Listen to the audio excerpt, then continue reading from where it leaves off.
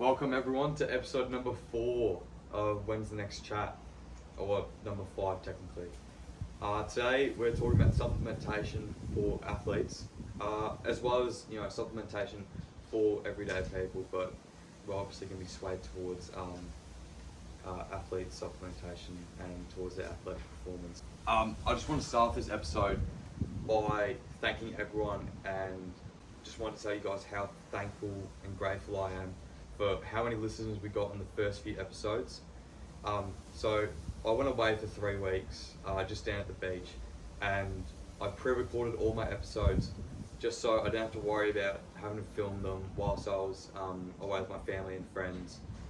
And so I could just wake up in the morning every Friday morning and just write the description, write the episode, what it's about, and just publish it without having any stresses in my mind about having to actually film it and come up with ideas.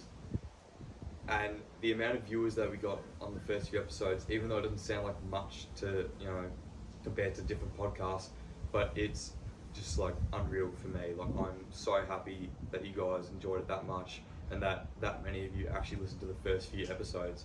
And I just want to say how thankful I am for that. But onto the episode. Supplementation for athletes are common. The common few supplements that athletes take are usually protein powder, caffeine, and electrolytes. Those are the most common ones. And there's others like pre-workout, creatine, but we won't get into that today. We'll leave that for another episode. Caffeine, it's a natural stimulant that helps people stay alert and prevents the feeling of fatigue. So a lot of the time, athletes, or even myself, I would have black coffee before most of my games as a way to wake me up, especially on Friday night games, as it's later in the day and you get tired a lot easier.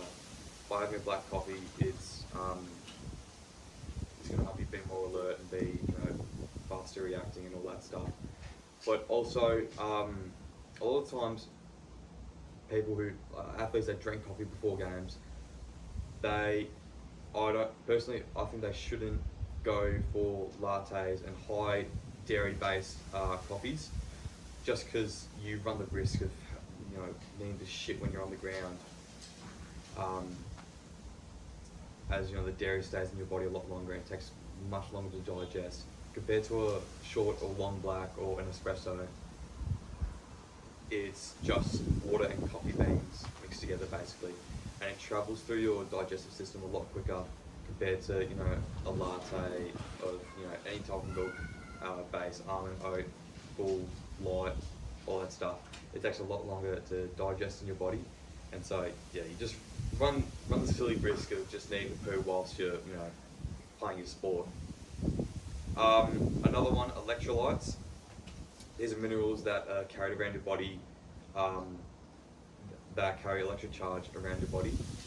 These can be found in your urine, your sweat, and are vital to specific processes and functionings in your body. A lot of the common ones that people know about are electrolytes are sodium, potassium, and magnesium. But the ones that a lot of people don't know about are calcium, chloride, and phosphorus. These are usually because a lot of the big brands, they don't include calcium, chloride, or phosphorus in their nutrition label. Because it's in such small doses, they don't need to.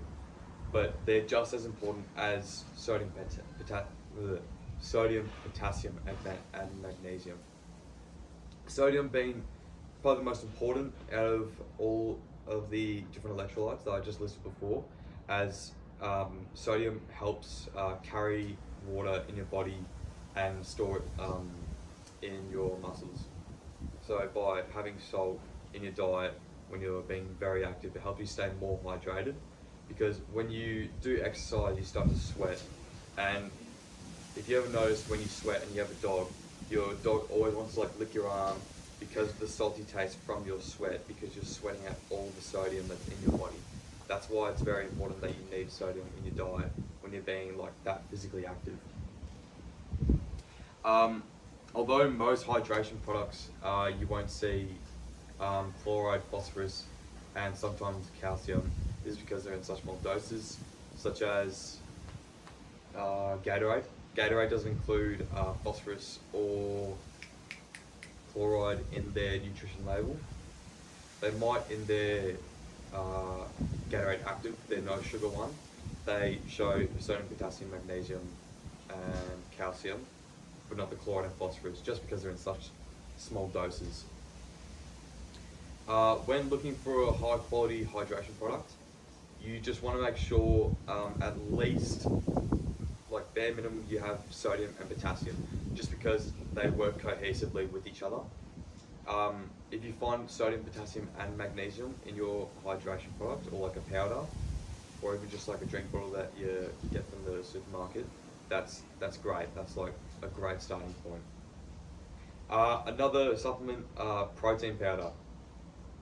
So protein powder is very common for not just athletes, but everyday people to take. It has a whole heap of benefits: muscle recovery, helps with fat loss, meal replacements. You can use it in so many different ways as well. Athletes should try to take it once or twice a day if they need it. Because keep in mind, protein powder is a supplement. It's a supplementation for stuff that you can't get in your everyday diet. I do recommend that you get protein from whole foods. They're just way more effective. To get all nerdy, but the effectiveness, like there's a scale that shows what percentage of the protein in the whole food actually gets digested and used in muscle protein synthesis. It's a different index, and it's something like 25 or 30%, I think, for protein powder. Don't quote me on that, but I think it's around that. And then it's like whole eggs are like 50 to 60%. Chicken breast is in that same range, same as like organic lean beef mince, all that other stuff. So protein powder is a great supplement. I recommend Musashi. It's if you get it from Chemist Warehouse, it's fairly cheap. It's about $1 per scoop, which is very cost effective. It's also sports tested, so it's been tested by USADA, so it's legal to have in footy season, even though most of the people listening are around my age, so they won't have to get worried about having a piss in a cup to see if they're taking steroids every game. But still, it's just safer. It's just safer than going for a random American brand that has a ridiculous protein to calorie ratio, like 110 calories for 30 grams of protein.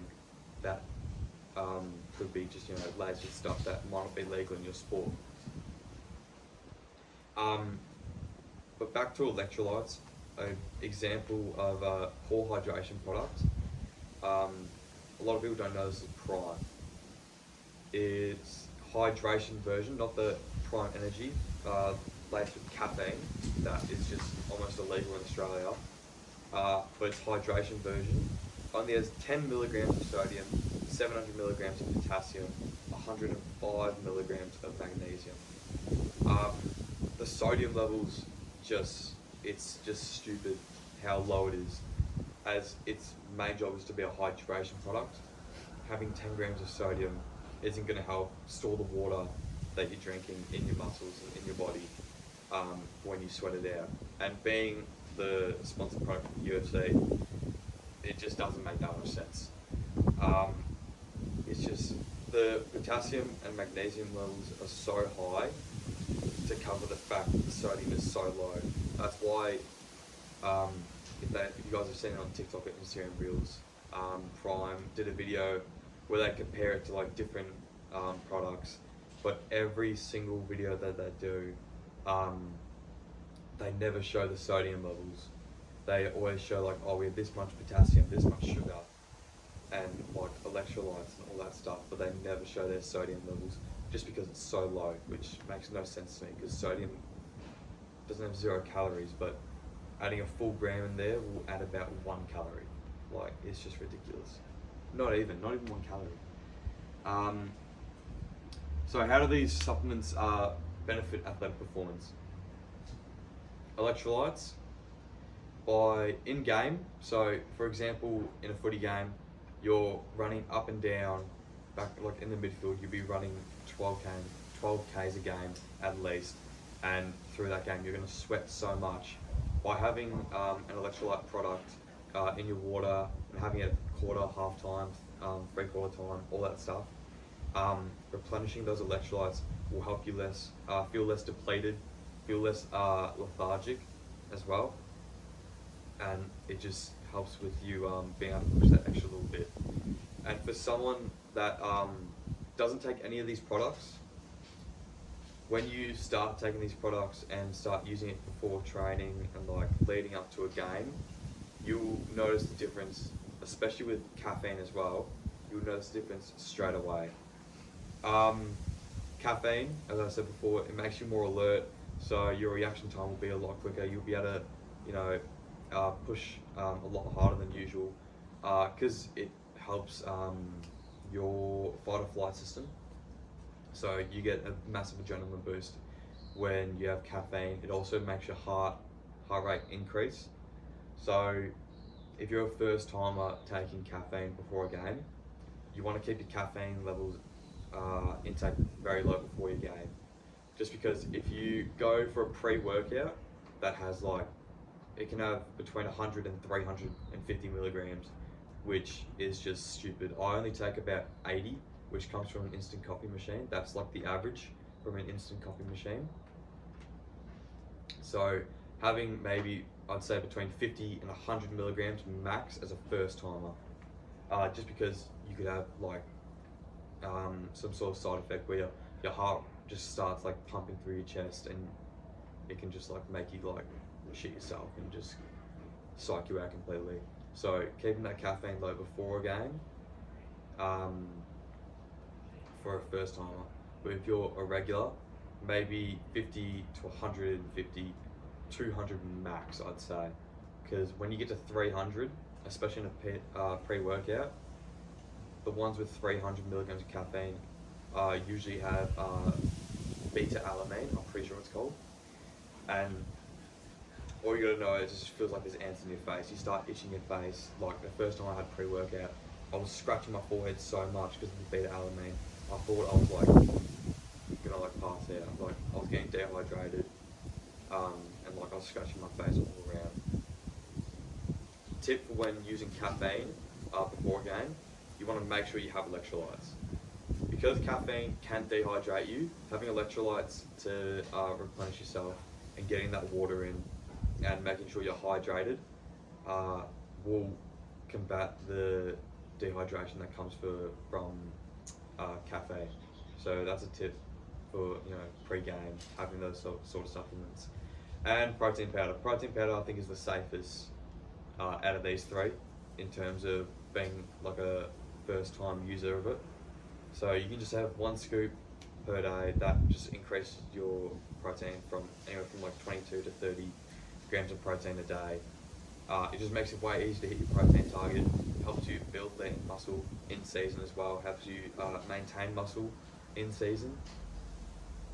And yeah, it's just a great all-around supplement, but if you need it, of course.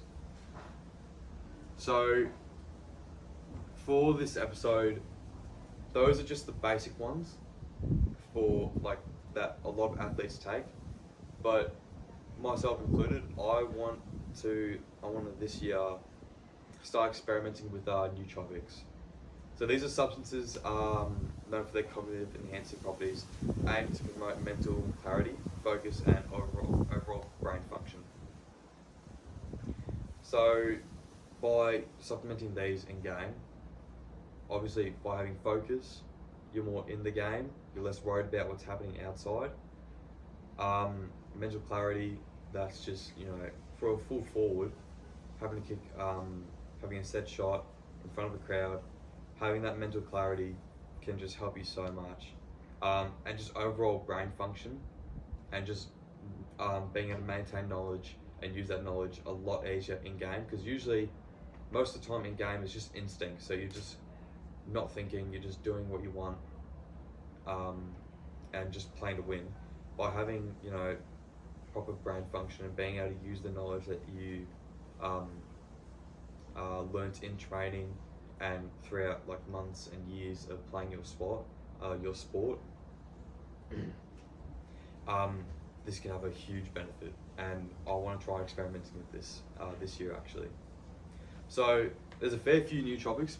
First one, the most popular one is cognizin. Is a heavily studied acetylcholine that impacts memory, focus, and attention.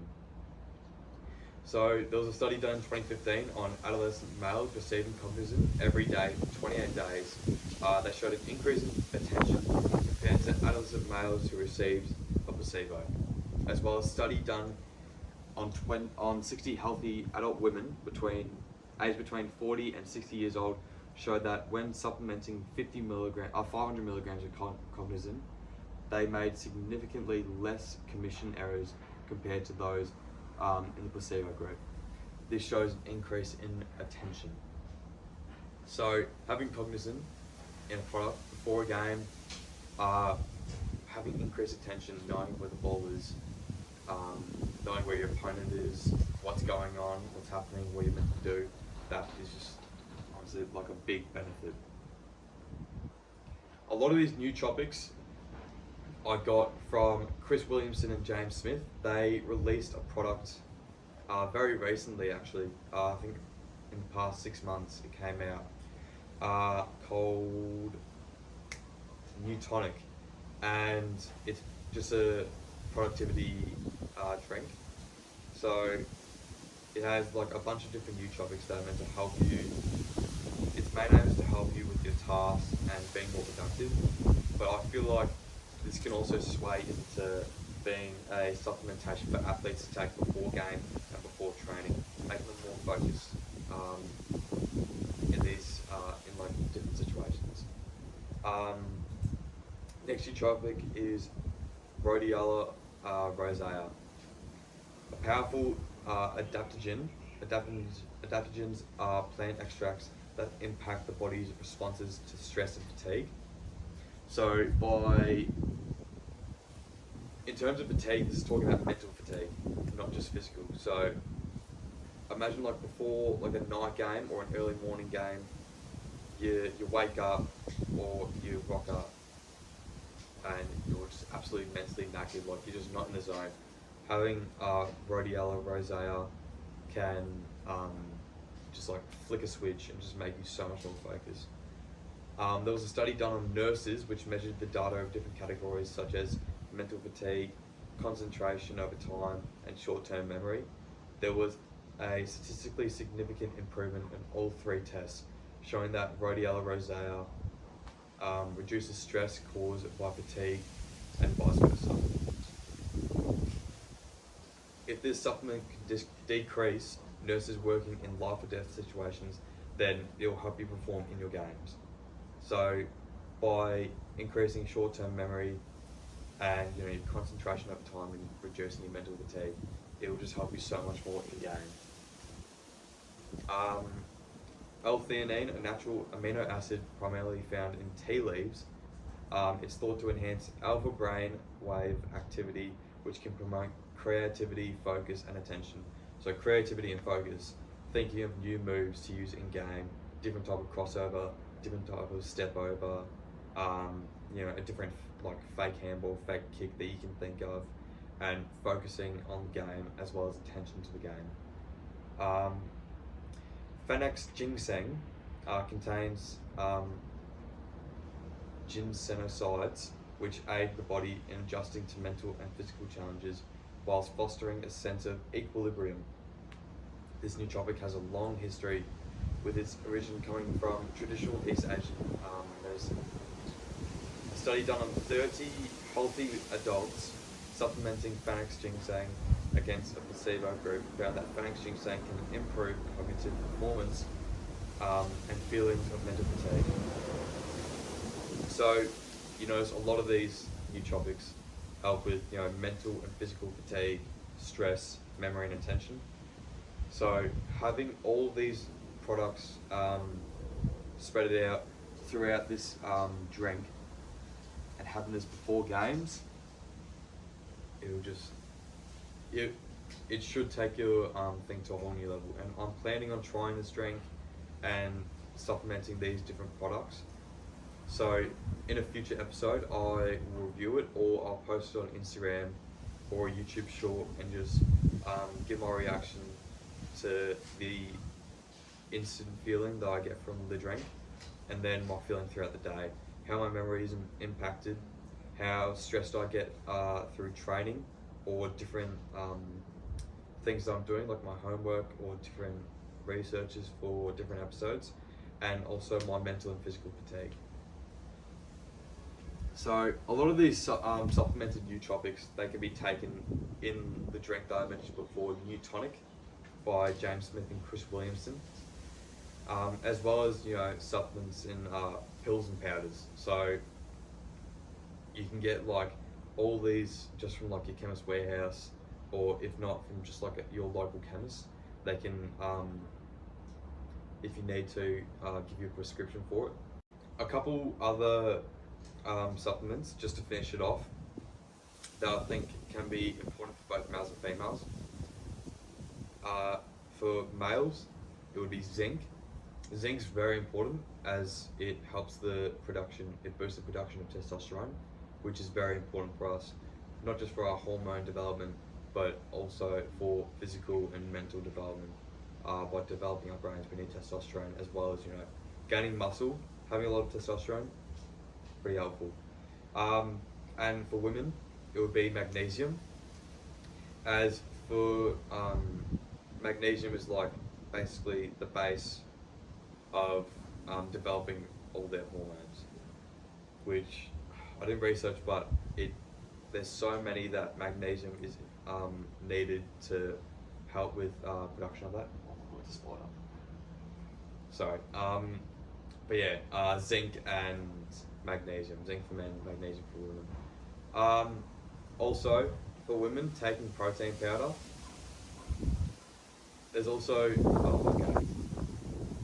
for both men and women,